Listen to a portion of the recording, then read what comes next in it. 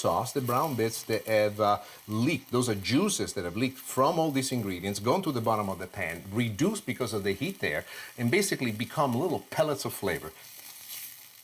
At this point, just to establish the yin and yang, I like to put a little bit of sea salt. Just a mild brush because I don't like to adjust for salt until the end. And I'm going to wait a couple of moments until the wine is almost completely evaporated.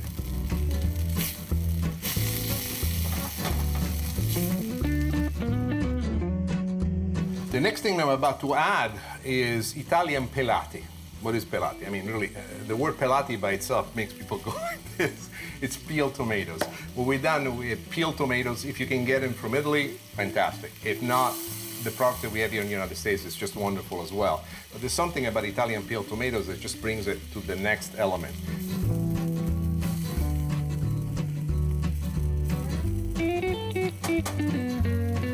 These are some of the juices from the strained tomatoes, and I want to add them back into the sauce because it will give us the character that we're looking for. You want to reduce the heat down to a slow simmer. Now, let me move this pan aside. Let's prep the fish. Palermo-style swordfish. What is it that makes it so unique? What is it that makes it so different? Let me show you exactly what I mean. This is a piece of swordfish. What I've done with this piece of swordfish, I have cut the eye of the loin. You can cut it this thick. This thick gives you a lot of protection because we're gonna have this braising into the sauce, and by the time you take it out, it's gonna be delicious. So, how do we make it Palermo style, and what is Palermo style? It all starts with the olive oil. So, the best thing that you want to do, first and foremost, is to actually brush the fish with some olive oil. Now, once you've done this, there is the most important addition of flavor. This is a technique also that is not Sicilian at all. I've learned here in the United States, and I'm using a rub that I designed that has an equal part of wonderful spices on the inside. Black pepper, salt, onion powder, garlic powder, paprika, and brown sugar. Here we go now on the other side. Why am I brushing it with olive oil? People say, you're not cooking it as of yet. The olive oil allows for the spices to stick right on them. This that I'm doing for you right now, this is not the traditional Palermo style. What I'm about to do next is, now, watch this. We are going to put this into Italian style breadcrumbs. And what I do, watch how my hands are quite gentle. This piece of fish is like the fillet of the best of the best of the best. You don't want to ruin it. You just simply want to coat it all with a very thin coating of these breadcrumbs.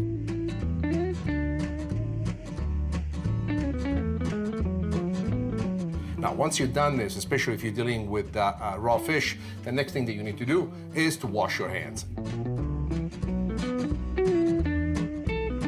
The fillet is ready. The only thing I have to do is cook it. Let me show you how. Now, you ask another person, they'll tell you, you should use canola, you should use corn oil. And by the way, both canola and corn oil are some of the oils, vegetable oils that they use in Italy for frying on high heat.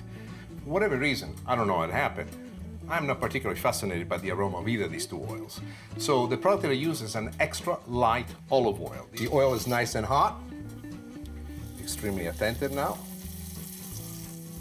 Now just let the fish cook. I'm gonna lower the heat to medium-high, and that's all that we want to do. We want to get the perfect crust.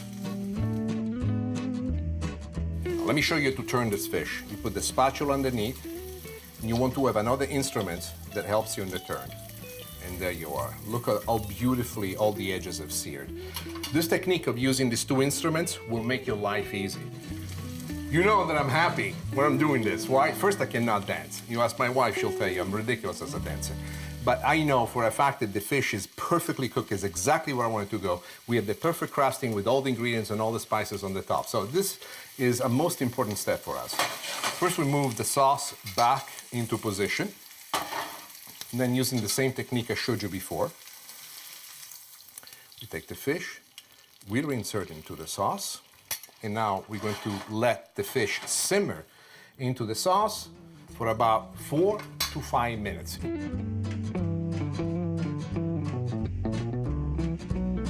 The fish is looking great, the sauce has reduced perfect, and now we're ready to plate.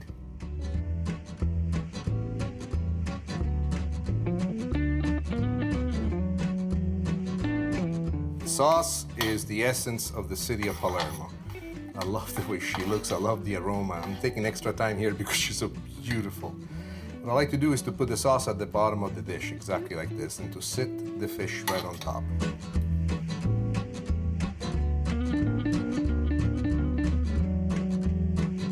Exactly like that. Now, at this point, we'd actually be ready, but there is one last thing that I like to do, and it's extra virgin olive oil of the highest quality that you can get, to just put it all the way around, exactly like that. With the first bite, you will be overtaken by how great the fish tastes, and then the sauce will come at you with all these different elements. Freshness that explodes into your mouth, and it's at the moment that you realize, mamma mia, what a beautiful place the city of Palermo is. And this is how you make swordfish in agrodolce.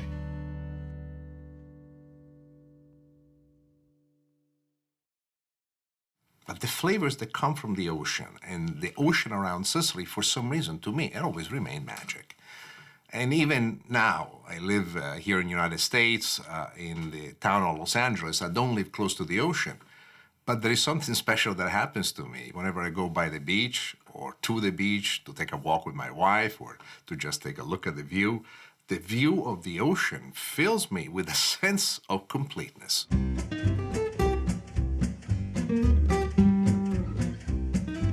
I'm going to show you to make scallops with red pepper and zucchini cream sauce. But this is a special recipe. You know why? It got me out of the doghouse. Let me show you.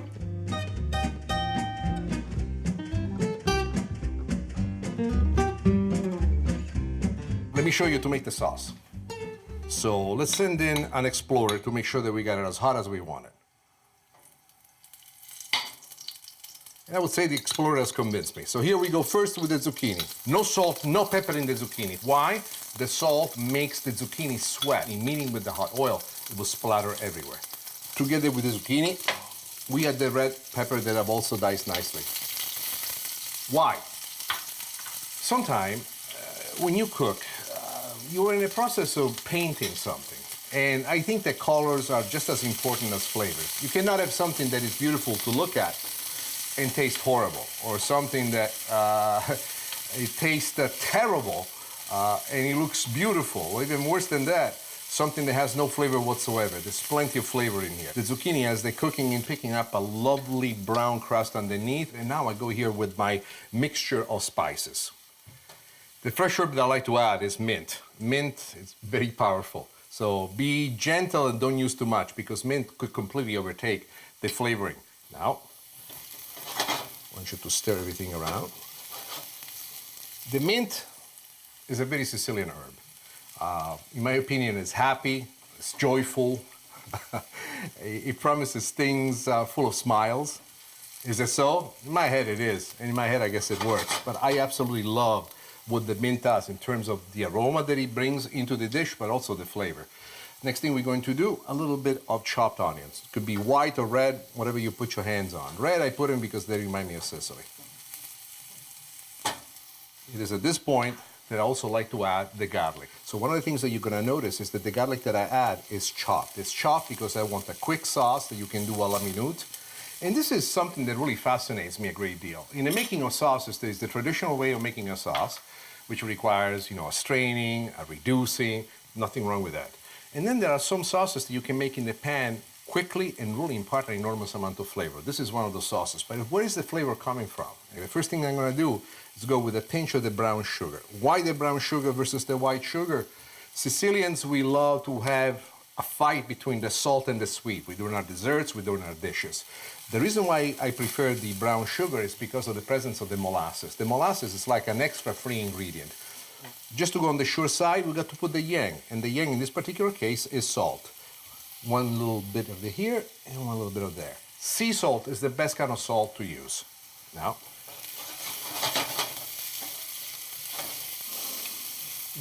the aroma, I can already see in my own head how this is going to taste, and it's splendid. One quick deglaze of wine, and the reason why we want to use the wine is because we want to pick up the brown bits at the bottom of the pan. This is basically truth for every kind of pan sauce that you make. So watch this as the wine reduces.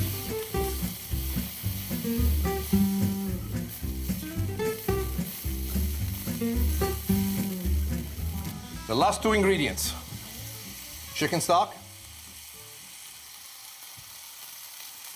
and a touch of whipping cream, heavy whipping cream.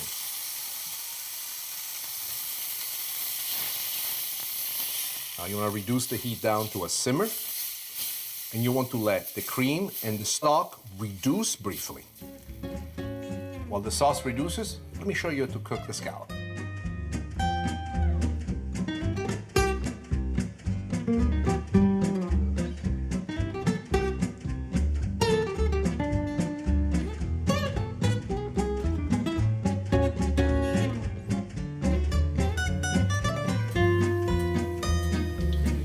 The seasoning that I put on the scallop is very unique.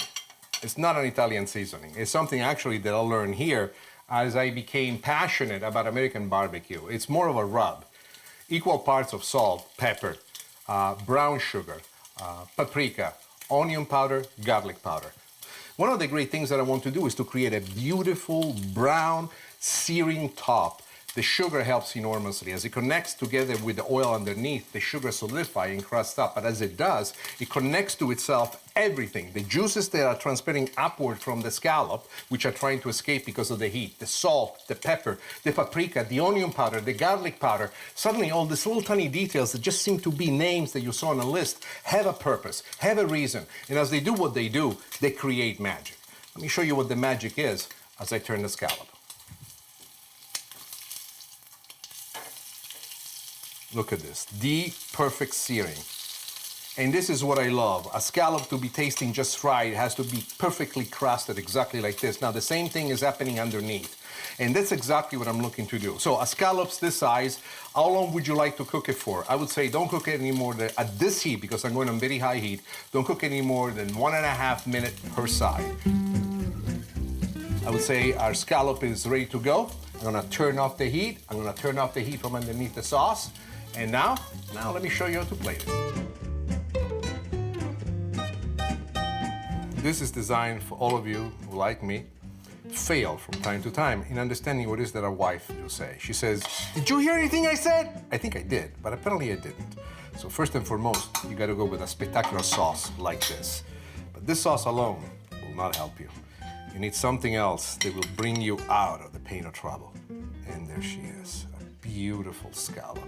This in itself is spectacular. Yes, this is an appetizer, but this is the one thing that opens the conversation with a smile. And this is how you make scallops with that red pepper and zucchini cream sauce. The Northern California Ocean and the Sicilian Ocean are two different kinds of oceans, and they speak completely different language.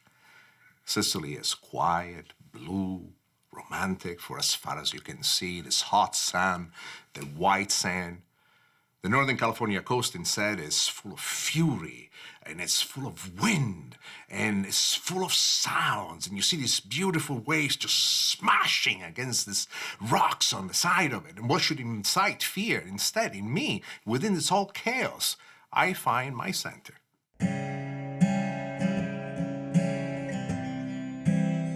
Do you know how to cook calamari?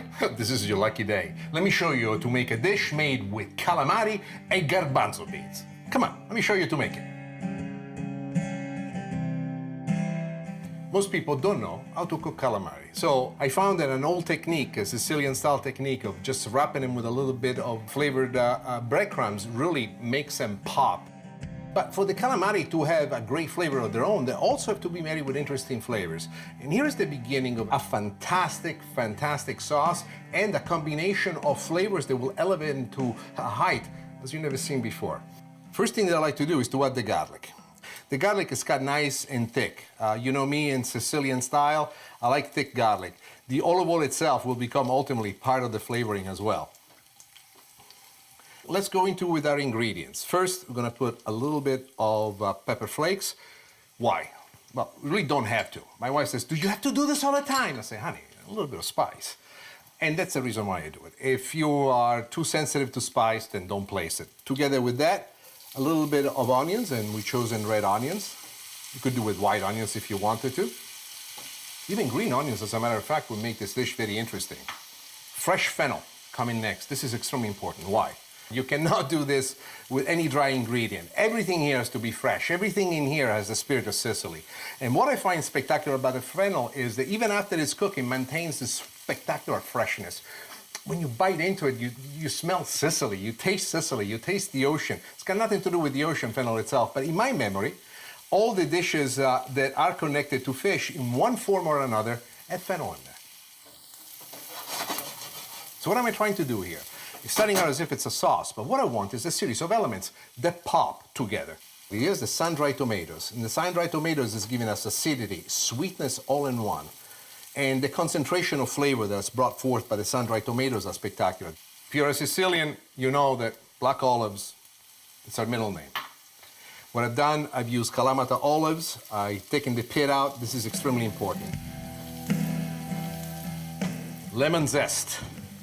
Lemon zest is a secret, it's a beauty. Lemon zest is a fascination that I have with all these elements of the oils trapped within the zest of the lemon, which are now shared into this. This zest, as it cooks, is also going to have a texture of its own that's going to add to the bite. Mind you, I've designed this dish more as an appetizer than it is as a main course, but you can enlarge the quantities, especially on the amount of calamari that you use, and making them much bigger. Now, what's coming next is my secret. What's my secret? First and foremost, we have to have basil and mint. Why is this important? Mint, in my opinion, has a wonderful flavor that made it extremely well with fish. But be careful, because the mint, if you add too much, will completely overtake the dish. So when you follow your instincts, be attentive to that. Brown sugar. Why is this important right now? There's an enormous amount of salt right now in there with our wonderful olives. And what we're trying to do here is create a bit of a yin and yang with this artistic combination of flavor, the sweetness, the saltiness. And just to make sure that we have a little bit of the yin and the yang, I always like, at least at this stage, to add a little bit of salt to make sure that the composition of this is complete. The next thing that we're going to do is we are going to add a little bit of lemon. And what the lemon is doing for me is bringing out the complement of flavoring that already was laid out by the lemon zest. And then we go with garbanzo beans. In Sicily, we call this ceci. Here's a little bit of white wine. Now, what I'm about to do next is a trick that you're going to love. More often than not, even in fish dishes, I add chicken stock. But I put it in my head that this had to be a pure fish dish. So there is an enormous amount of flavor in there already, and I want to elongate the sauce just a little bit, and I do it with a little bit of water. Once I add the water, I stir things around lovingly like this. Then I'm going to move this sauce to the back burner, and I'm going to show you exactly how to cook the calamari the perfect way.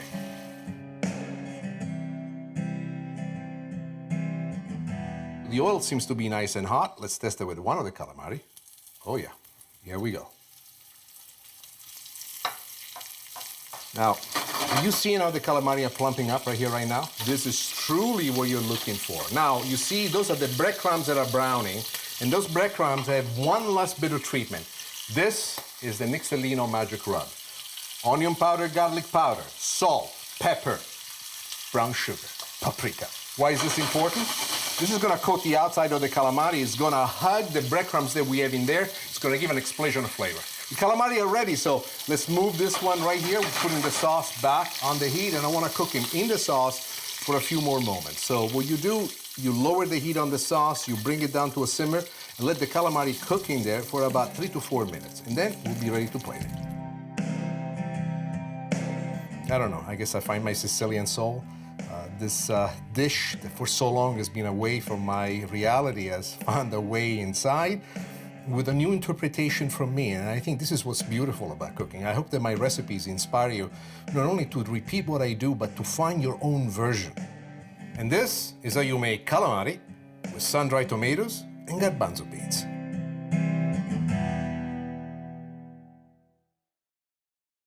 I think that in the end, no matter where we're born, no matter what part of the world we come from, we bring with us the ability to combine all these experiences and make them ours. So, is this a Sicilian tradition?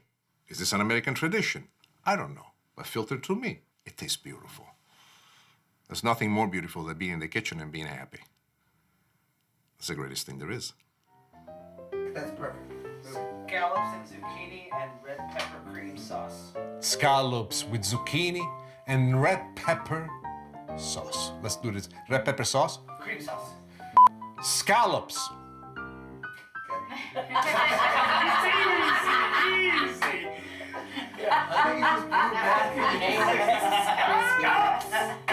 Alright, and action next. Scallops with zucchini and red pepper cream sauce.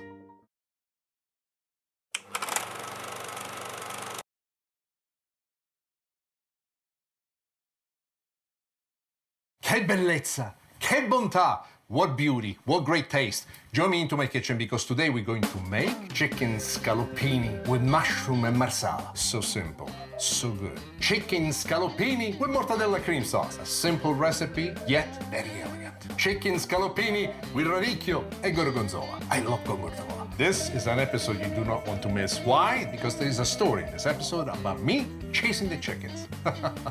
Come for the recipes. Stay for the story.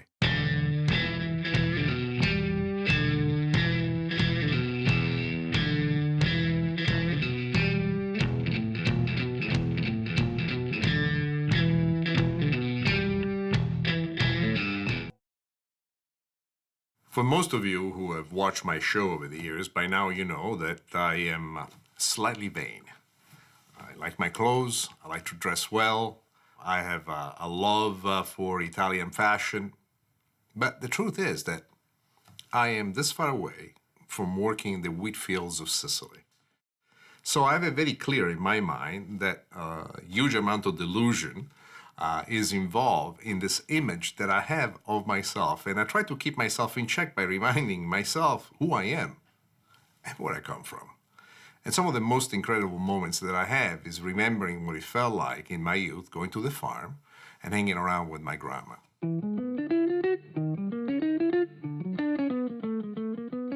Chicken scaloppini with mushroom and marsala. Hey, I gotta tell you, every time I think about this dish, it reminds me of my old days at the farm with my grandma.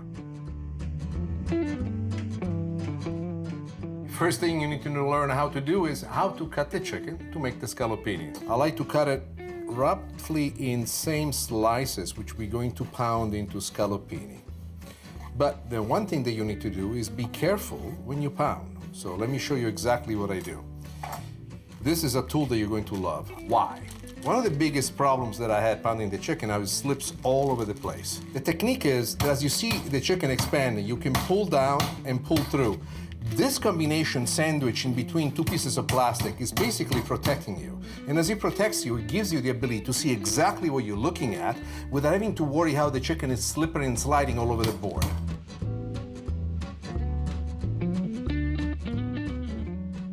Now, we have the pieces that I would like to go ahead and cook, but before we cook them, the one thing that I want to do is to flavor and flour them. What I have in here is what I refer to as the NYX Magic Rub. This is a mixture in equal parts of salt, pepper, brown sugar, onion powder, garlic powder, paprika. When it comes to the flour, be gentle. You just want to lightly coat it. And then before we cook it, you need to shake off the extra flour. If you don't shake off the extra flour, this flour will fall in the oil as we cook it and it will burn. So there you are. Every time you deal with raw chicken, the most important thing that you do before you move on to anything else involved in the recipe is to clean your tools and your hands. And now, we're ready to cook these.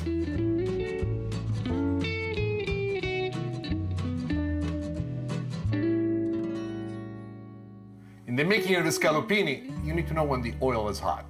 And how do you do it, especially when you're using a pan like this that has a black bottom? Here's a piece of mushroom. I place it in here, and what this mushroom is going to do for us is going to tell us when the oil is hot enough to sear the scaloppini. Why? Why is this important?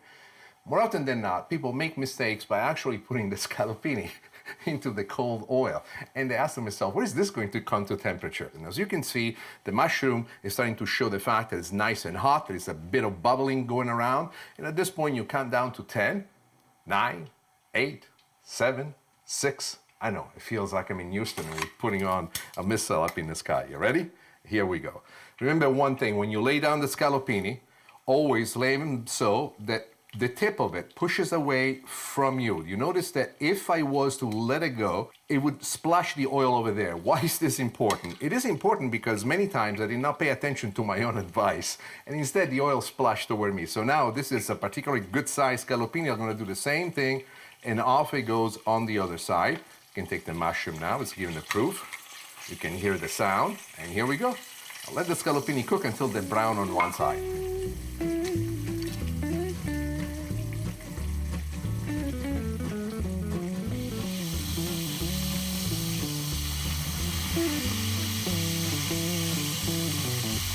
As we turn them, you see some of the brown points that we picked up on the outside. These are very important because they give us a sense that the meat is searing exactly the way we want it.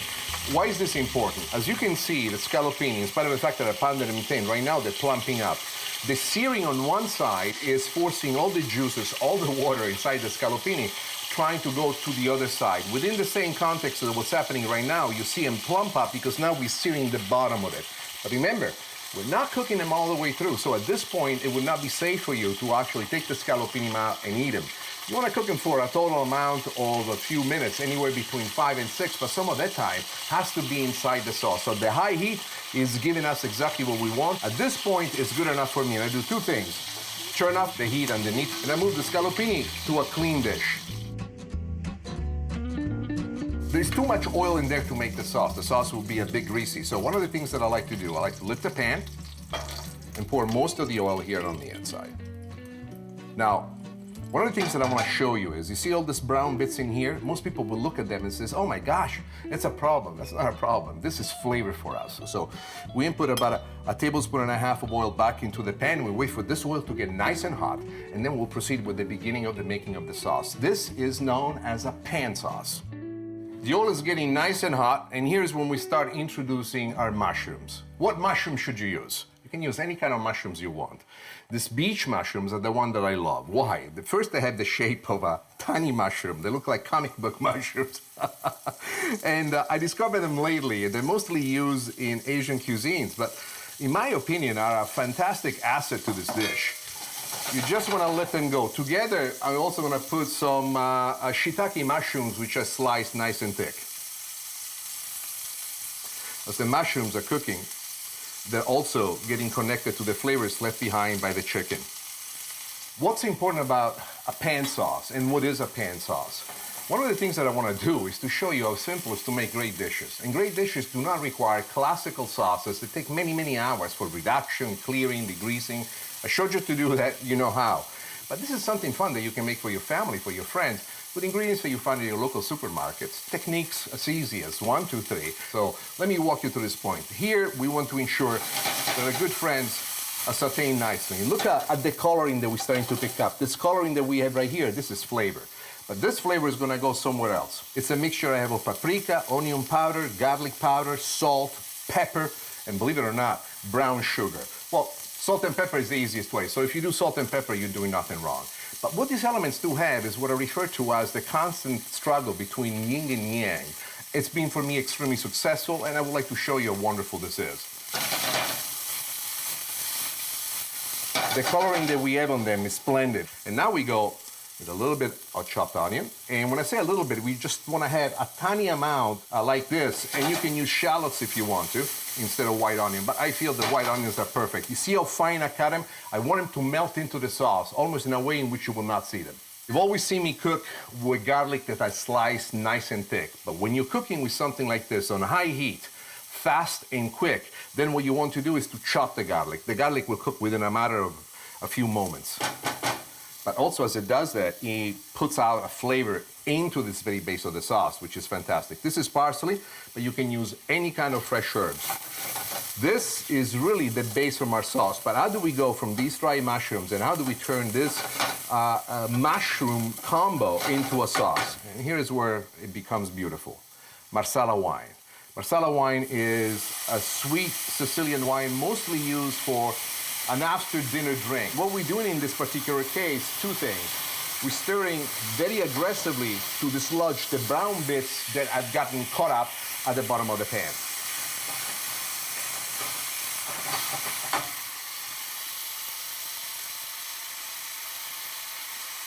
Next thing we do is chicken stock. We're gonna bring this to a boil again, and as it reaches a boil, we're gonna reinsert the chicken scallopini into the sauce. You wanna keep them in here at this point on medium heat. Why? It's a gentle reheating of the scallopini. The temperature is gonna go through all the way. The scallopini are absorbing some of the sauce, and you see on the coloring they're picking up. The chicken scallopini pretty much gotten to where I want them to go. Let's now take them out. And here comes the magic. I'm gonna lower the heat a little bit more. And now I'm going to emulsify the butter into the sauce. Our only thickener in this sauce is the butter. All that you need to do is just butter. Look at this. The butter alone, look at the thickness that this has. As it comes down, just splendid, beautiful, fantastic. That's it. The sauce is made. Scallopini are ready. Let me show you how to plate it. The marsala, by the way, for me is a memory of Sicily. I know that. It's me going back in time. To me, it's a revival of a recipe that is as old as the world, as far as I'm concerned. Something that was quite popular in my house. But the thing that really I wanted to do, the great exercise that I wanted to put into place is to show you what easy is to make some wonderful, simple dishes with common ingredients that you find at the supermarket. When it comes to cooking, the most important thing is not how expensive the ingredients are. The most beautiful thing when you cook is the passion that you have. Dear friends, and this is how you make scallopini with a mushroom and marsala sauce.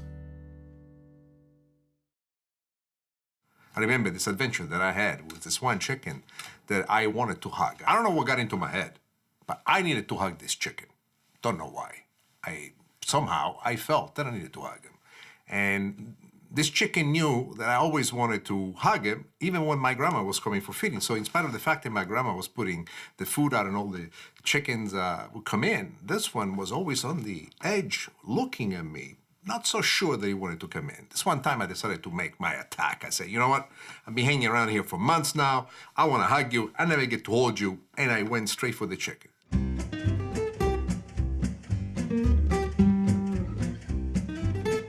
Chicken scallopini with a mortadella cream sauce. A unique recipe as you've never seen before. Let me show you how to make it.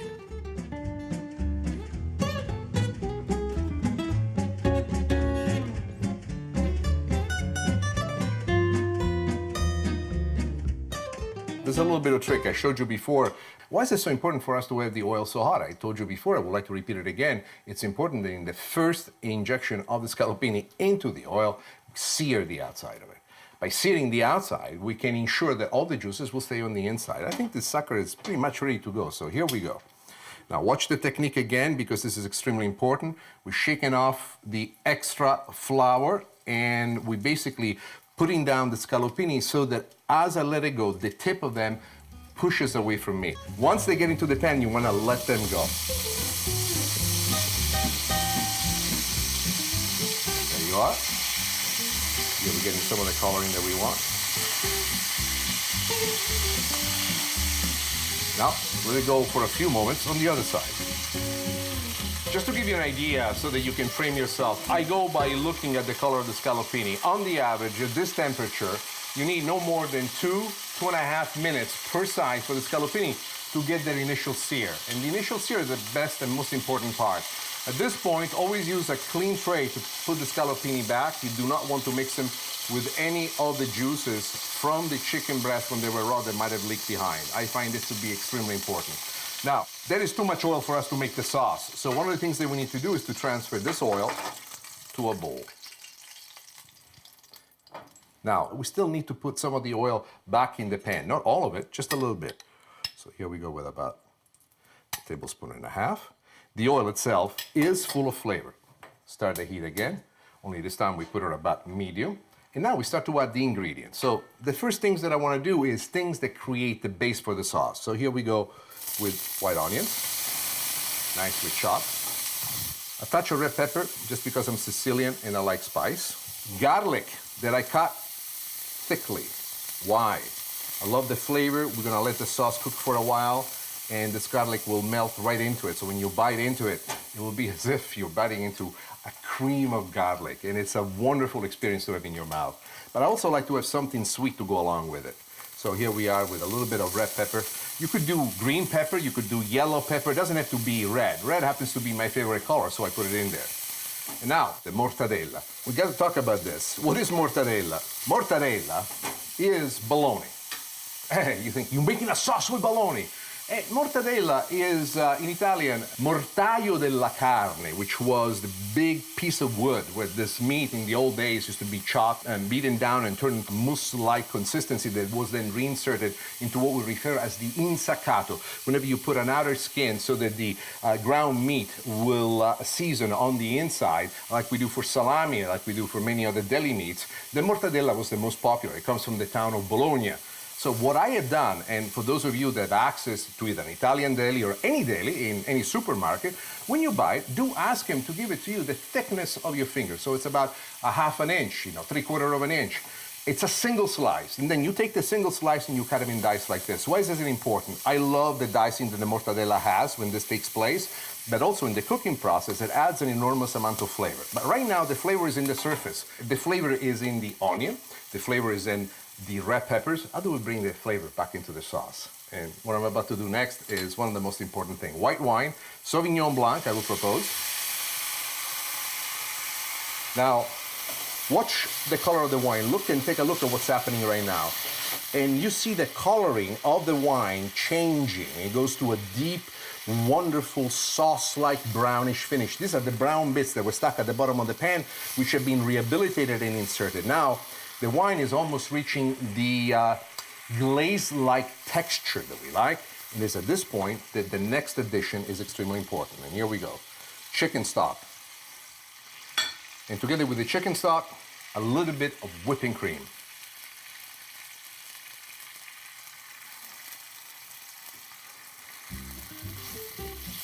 It is at this point that we want to reinsert the scallopini in the pan. And that's how we do it.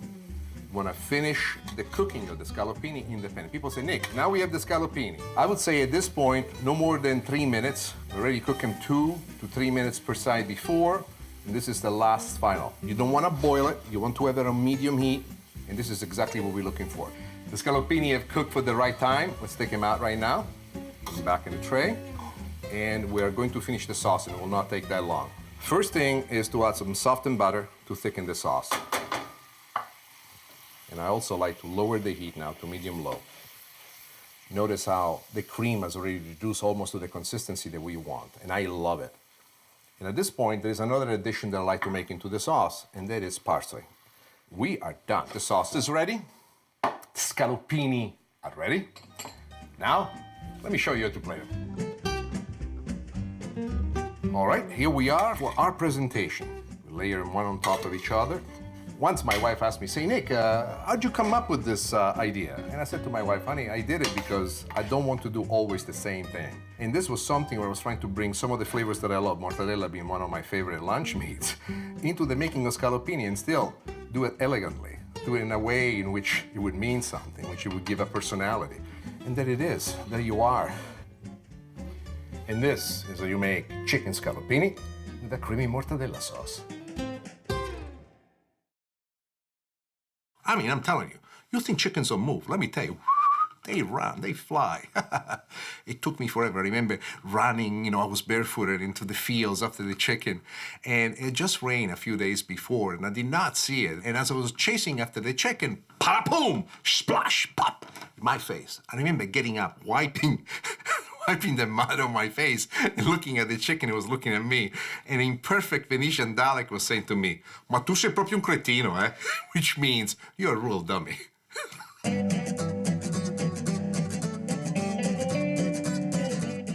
Chicken scallopini with radicchio and gorgonzola. Why? I love gorgonzola. Let me show you how to make it.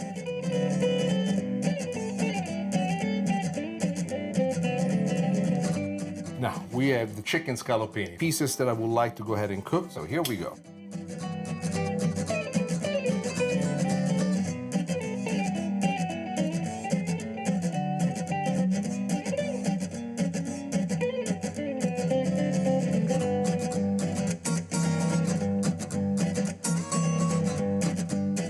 Now, let me teach you the making of the sauce. Now, we're gonna start with a medium heat. It's very important that you don't go with high blasting heat because you're gonna burn the ingredients. So the first thing that we're gonna do is adding our favorite, which is the garlic. This will keep the vampires away. The next thing that I like to do, onion. The garlic and onion combo is gonna really give a base to what we have. Keep in mind that the brown bits at the bottom is what we're trying to capture here. The next addition, I mean, it's not typical, but if you're Sicilian like me, life does not make any sense without red pepper flakes. Now, what I'm doing with the spoon, I'm helping as much as possible for the onion to pick up the brown bits. And you can see the change of color that the onions have at this point. Next thing, I have some brown pancetta. We're gonna add the brown pancetta.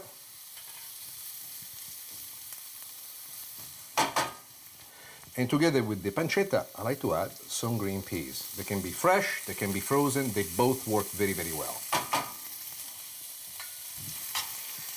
Now, it's an expansion of flavors that we want to have. So we go with some parsley and thyme. Thyme to me is essential in the sauce because it really opens it up. It's at this point that we add a secret weapon, brandy. How come brandy? And why not wine? Well, I use wine for everything. Brandy has the pretentiousness almost of a continental sauce, something that you would see in a fancy kitchen. But still, it's a sauce, a pan sauce. We're making for chicken. It's very simple. And one of the things that you need to embrace is that life is full of opportunities when most people always go for the most expensive things, the most complicated things, and the beauty truly is not in the most expense or the most of complication. Is in being able to find within the context of simplicity, beauty, art, flavor, and joy. And this to me is a sauce that is resplendent in that particular undertaking. Now, it's the other ingredients, chicken stock.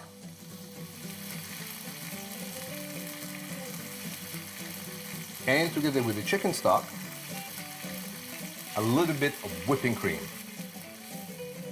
Now, it is at this point that I want to bring this to a vivacious simmer, I would like to say. We got the gentle, vivacious roll that I was looking for, and now we add our chicken scallopini, and we want for them to finish cooking in the sauce.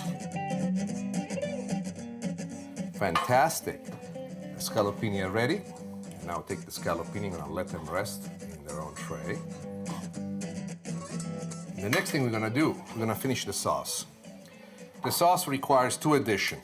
Here is the radicchio, fresh radicchio, which I just chopped up. I like to almost cube it, but it doesn't make a big difference because it will let itself go into the sauce and it will soften up. And then there is the addition of the gorgonzola. Now at this point, arm yourself with patience. Do not be in a rush. Why is the radicchio so incredibly important? And why is the gorgonzola so important? And why is it that we add it at this point? There are two schools of thoughts. One is that you add the radicchio at the beginning and you flash it up a little bit on high heat. You give it a little bit of browning on the outside, trying to bring out the flavor. But what I like about the radicchio is the taste that it has. Amarostico. Amarostico means a little bit on the tart side. I like to keep it unchecked. And I like to add it at the end so it still maintains its presence. My mom said that to me once, you finally made me scallopini that come with their own salad in the sauce. I thought it was very funny. And in a certain way it is. You've also noticed right now that all the pieces of gorgonzola have completely melted into the sauce. And we're pretty much ready to go where we want to go. One last addition. And this is something that I carry with me from making sauces for so many years. A little bit of butter. And we're gonna let this melt into the sauce. The sauce is now finished cooking. It's ready, scallopini are ready. I'm ready to go and plate it. Just because I love this cheese, I'm gonna add some more. And now the last thing that I want to do is turn off the heat. Stir it until the cheese completely melts into the sauce.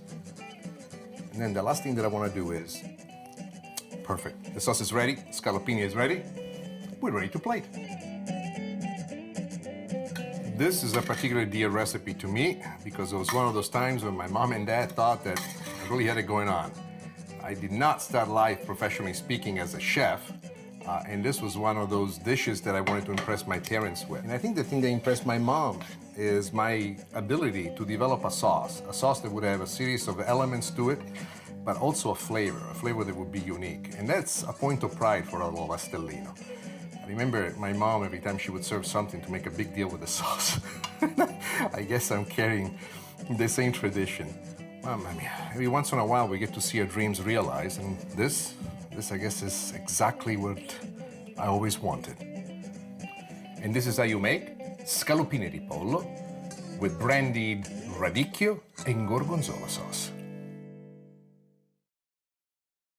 To this very day, every time I think of a chicken, I can see the face of the chicken looking at me, totally covered with mud, getting up, and as I look up at all these chickens now looking at me, making fun of me. But the thing I like the most is I still like running through the fields, feeling free, going after something. So the way I interpret the story is that maybe this chicken was just trying to teach me how beautiful it is in life to just go for it. Whatever it is that you had in mind, whatever your dreams are, why should it happen to somebody else? Why can't it happen to you? So maybe the chicken was trying to teach me something. I could have done without the mud bath, though. Yeah, I could have done without that. Yes, I'll sell it to you. A way to transform chicken into a delectable. I'll sell it to you guys. I'm gonna take a new thing. I saw a show on Fox. I'm gonna do it for you. You ready? Everybody quiet. Action, Nick. Chicken breast stuffed with something. Eat it. Shut up. Don't change the channel. I'd rather we cut that one.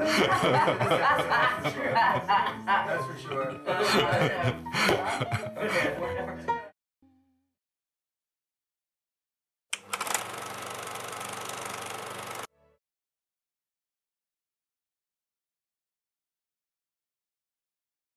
The most beautiful thing about cooking is smiling. Come with me in the kitchen. Today, I'm going to show you how to make picchio bacchio consato, a very quick, fast sauce that is made without cooking. Sicilian salad with shrimp and calamari, an old school dish reinterpreted. And we end with shrimp salad with cannellini beans. It tastes like paradise. I'm also going to share with you the story of how I learned how to play football. Go for the recipes. Stay for the story.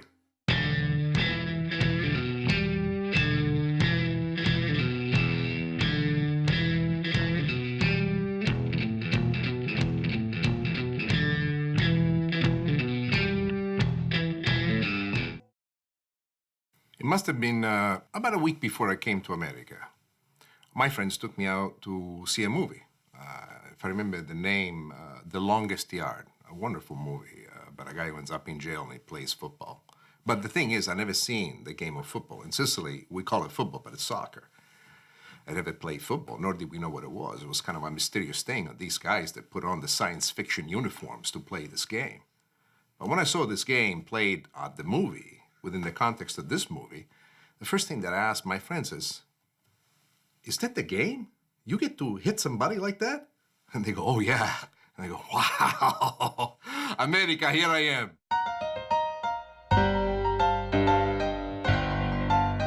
My goal is to teach you a salad that you can bring to the next time you get together with your friends to watch a Sunday football game. And what is that? Picchio bacchio consato. Let me show you how to make it.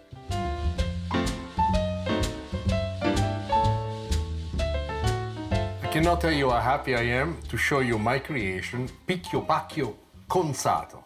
I mean, really, somebody was to tell you, hey, we're going for dinner tonight. You were to tell them, picchio bacchio consato. You would make these people go, what are you talking about? And you're right. What are you talking about? Picchio bacchio. What is that? Let's start with that. Picchio bacchio is a typical Sicilian sauce. Actually, it's a Palermo sauce that refers to a very quick, fast sauce that is made without cooking. Consato. Consato also comes from the Sicilian dialect. Consare means to prepare something elegantly, to add something special to it. So in this case, there's almost a dichotomy of verses because we're using a very simple recipe to create a very elegant salad. But me, instead of talking this much, let me show you exactly what I have in mind. The first thing that we're going to do, we're going to add to the bottom of our bowl a little bit of chopped garlic. To the chopped garlic, we're going to put a little bit of salt. Sea salt is what I prefer. A little bit of pepper. And then let's go with the mixture of all the other herbs.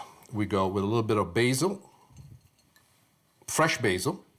You could also add mint if you want it, but in this particular case, I want to go Sicilian style and use an herb that fresh is seldom seen, and this is freshly chopped oregano that has an aroma of its own. This, we're going to add now a little bit of white onions. So in a certain way, as you can see, I'm flowing through and I'm putting all the ingredients in here, which are the common ingredients you're accustomed to see in just about every sauce that I taught you in the past, even soups. Then we cannot forget a little bit of red pepper flakes. I have to stop because if I continue, I'm gonna make myself happy, but my wife will tell me right there and then, what are you, crazy? And I do not want to have that moment. Now, my tool. I want to mix all this together because we're going to add the other elements to this which are totally unexpected. This is pancetta. What is pancetta, by the way? People ask me, say, Nick, I love it, it tastes fantastic. Pancetta is pork belly. Pancetta is different from bacon because unlike bacon, pancetta is layered with an enormous amount of spices. There's garlic. In some parts of Italy, they put oregano. In some parts of Italy, they put onion powder, garlic powder, paprika. And by the time the pancetta really has aged for the time that brings it to its flavor, all of these flavors have penetrated not only from the skin down to the layer below, but down deep into the fat. So even the fat of the pancetta has flavor. Now, this portion of what we're doing right here is portion of the process that I call consato, which has been, prepped up. Why is this prepped up? You'll see in just a moment why. These are Italian peeled tomatoes. If you can find San Marzano, it would be great. San Marzano is the best kind. San Marzano is not a brand, by the way. So if you see a can that says San Marzano, that's not what I'm telling you to do. San Marzano is the type of tomatoes. They come from an area near Naples. And what I've done, I have drained them, as you can see here. And I basically mush them into a pulp. This pulp is going to be our best friend. Now, why am I doing this? When you make this at home in the old-fashioned way of making the picchio pacchio, this will be made early in the morning before people will go to work. And to this, the next thing that I'm going to add is some of the juice that was left over. This is the juice in which the tomatoes were packed. Why is this important? It does two things. First, it allows me to elongate the mixture. And I always like to keep it handy because I might need to add some more later on if I want to keep this loose. But look at this. The sauce is not cooking. Look at what an incredible color it does have. Mamma mia, spettacolare. You see me add the salt and pepper. This is a little bit of brown sugar. Why the brown sugar? What does it do? How come it's so important? Why am I using it? Well, the brown sugar is part of this whole new concept that I've gotten involved in myself, and it's the concept of yin and yang, where two opposite forces ultimately create something unique. Now, keep in mind, this is something that when you make it at home, you want to let it sit for a few hours as a salad before you bring it out and serve it to your friends. You can serve it right away if you want to, but if you let it sit for a few hours, all of these flavors blossom, they open up. It's just it's a beautiful spectacle of nature.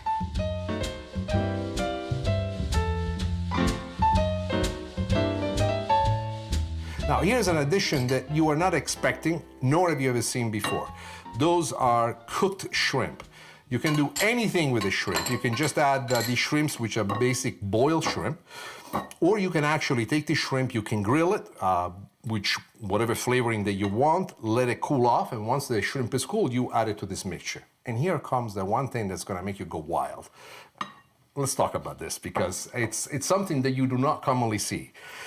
In the old days, this pasta salad was made with regular pasta, and it could be anything from ziti, penne rigate, but I chose something different. And the reason why I chose something different is because I wanted to have even a further pop-up flavor. So what we have in here is a collection of tortellini, and I have different types of tortellini. I have tortellini with prosciutto and mozzarella dentro, and I have spinach tortellini. It's the color that I'm going after, also the consistency. Now, look what happens as I add them in. Now, these tortellini I have cooked ahead of time. What makes it interesting is that once I drained them, as soon as they cooled off, I added to these tortellini some extra virgin olive oil as I stored them in the refrigerator before I brought them to room temperature to make them part of the salad. We have this incredible flavor from the pancetta, this little bit of croccantino. What is a croccantino? Something that you can crunch into and has this fabulous explosive flavor. Then we have the boiled shrimp, and then each piece of this pasta, in this particular case, a wonderful tortellini, are filled some with cheese, some with prosciutto and mozzarella. Every bite that you take has something different added to it, but we're not done. This is a very important addition. Extra virgin olive oil to maintain it nice and loose. The last addition that I like to make is a massive amount of basil. Basil is one of the most fragrant and fabulous fresh herbs that I know. At this point, only one small addition I like to make. This is Parmesan cheese. However, if it wasn't for the fact I'm going to be sharing this with my wife, I would be putting Romano cheese. As you know, I'm a Romano cheese sufferer. What does it mean? It means that in my house, Romano cheese is not welcome. So I always make a portion for my wife, one for me, so that I can have some Romano cheese. Mamma mia, this thing is bellissima. How can you make pasta like this and not be happy? You know, pasta makes you smile. A pasta salad like this will make you smile forever. And now, we're ready to play.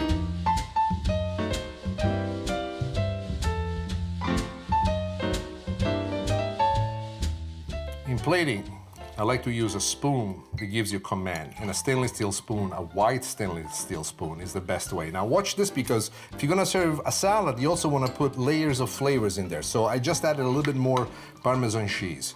What does it do? It increases the enjoyment with every bite that you take. Look at this, mamma mia che bellezza. Now remind you, this is not a portion for one. This is a big, good amount. This is quite a big plate that we have in here. You bring this to the table, you see people going crazy over this. And this is how you make picchio pacchio con sato. The first thing that I did when I stepped out of the plane, I asked if I would like to play football. And the coach was one of the people on the welcoming committee. It was me and a bunch of other foreign students that were joining. Said, have you ever played? Maybe you should consider soccer. No. I don't like soccer. I want to play football. I want to put the helmet, I want the shoulder pads, I want to hit people. The guy looked at me and says, well, you're built for it. You're big enough. You look like you got enough muscles on you. You just need to learn how to play the game. Yeah, well, it took me a while to learn the game. And especially it took me a while to learn how to put the equipment on. Sicilian salad with shrimp and calamari, a unique combination of flavor that will make you famous next time you bring this salad to your next sporting event, watching a football game on Sunday. Come on, let me show you how to make it.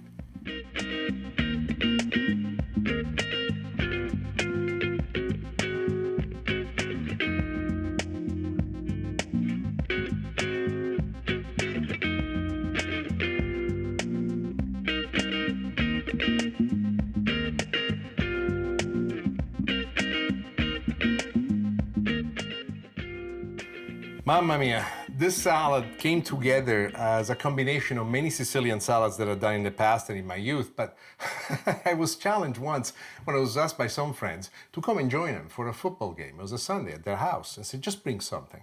And I'm thinking everybody's gonna be bringing hot dogs, and they're gonna be bringing this, they're gonna bring in that. I figure a salad like this, I never seen before. So I brought the best of Sicily to them. Let me share it with you on how to make it. There's a lot of interesting combos to it. The first thing that you want to do when you make the salad is to make the dressing. So we start with a little bit of orange juice. This is brown sugar. Why am I adding brown sugar? Because together with brown sugar, I'm gonna be adding some salt, and then a little bit of my special magic rub. Now we already put this on top of the shrimp and the calamari. All that I have in there, equal parts of salt, sea salt always, pepper, black pepper, onion powder, garlic powder, paprika, and brown sugar. This is even less than a quarter of a teaspoon. At this point, we add the vinegar. Because of the fact that I don't want the vinegar to color the other ingredients, I've used a white vinegar, but you could use very easily a balsamic vinegar. And by the way, I think I've seen in commerce here in the United States, a white balsamic vinegar still maintains the density of the vinegar that is the balsamic vinegar, but has a whitish color to it, and it's got a fantastic, powerful flavor. At this point, I want to mix all the ingredients together, and then we're going to create the emulsion. And the emulsion is done by adding gently into it the olive oil. And as you add the olive oil, you want to mix all of it together until it thickens up a little bit, until all the flavors are there. It is at this point that I actually like to add my herbs. And what I like to do at this point is I'll add a little bit of the parsley. Now, if you want to make this even wilder, you could put a mixture of parsley, chives, and mint. But the first time you do it, start from the very beginning and put into the simplest flavors that prove themselves to be so better accompanied to anything else that you could put together. Now it's time for us to actually assemble the salad. And the salad is made of many, many different ingredients. Now, the shrimp and calamari, we have treated in a unique way. What we've done when we cooked them, we added a little bit of the Nixtalino rub. Why is this so important? This rub is not Sicilian at all. Actually, it's a complete departure from Sicilian tradition. But as far as I'm concerned, it's a new discovery that I had in connecting to the dishes and the flavor and how to spike up the flavor and bring it to another higher dimension. Then I cooked in very hot olive oil. Why? What does it do? How does it advance? We could simply boil them if you wanted to, but boil is such a simple flavor. In this particular case, instead, you have these flavors on the outside of it that created a wonderful crust impacted with all these nuances. And especially the calamari, which are plum top, are going to be your biggest surprise. To this, we add the oranges. You can cut the oranges any way you want. I just wanted to be a little bit fancy, and I did what's commonly known as la suprême d'orange. It's something that I totally love hearing and saying. This is fresh fennel. I sliced it, chopped it. I wanted to have a bite. I wanted to make sure that when you bite into it, you can actually feel it. Why? I don't know if you've ever had fresh fennel before, but there is a freshness to it. It's almost like a licorice in a certain way, and it opens up your palate. It makes me smile. Why does it do that? I do not know, but the fennel in just about anything that I use it in reminds me of Sicily and always brings a smile on. Then here is something else that you did not expect, and those are black olives. You can use green olives if you want to. To these black olives, I've done something extremely important. Let's talk about it. There is no pit. Traditionally, this salad is made with the olives with the pit in it. I don't like it. I made mistakes before. I bit into the pit, and let me tell you, it is not good. Plus, it hurts a lot. This is feta cheese. You can also use goat cheese if you want, but I find the feta reflects into this combination a lot better. It really has a spike and a flavor of its own. At this point, if you wanted to, you could serve the salad, but that is not what I like. I have created a chiffonade of iceberg lettuce. Why? The crispiness of the iceberg lettuce mixed with all those other ingredients creates, in my opinion, a wonderful interaction of colors. At this point, if you wanted to, you can take two metal instruments and mix